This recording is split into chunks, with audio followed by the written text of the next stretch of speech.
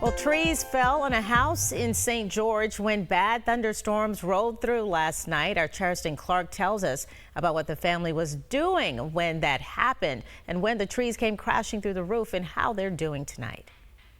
So it's a lot to take in, and then thinking about the process that we have to go through to get the work done, is something else too.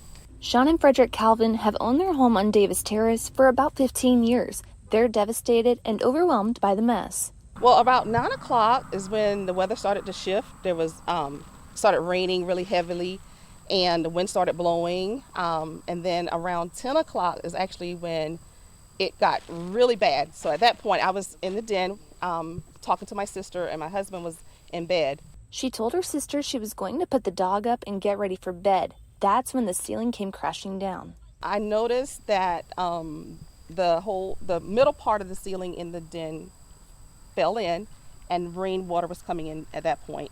When I went down the hall to grab my purse, I noticed that some of the installation was hanging down or coming down in the hallway. They just finished remodeling the home, so the damage hits hard, but they're still grateful. Well, I'm full, but blessed because nobody was injured. The dog and my husband, we all got out safely, but it's just a lot to take in because we have had the house newly renovated. We haven't been back here a year.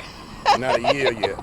Right now, they'll find some place to stay until they know if it's safe. We'll stay with relatives until we know what the plan for repairs or, what our next steps are. In the meantime, so we're hoping that, they can get it repaired in, a few months or less, and we'll move back in. Prayerfully.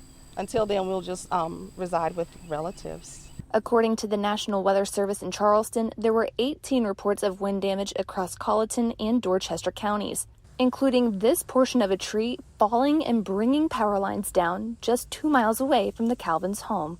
Working for you, Charleston Clark, News 4. Here's your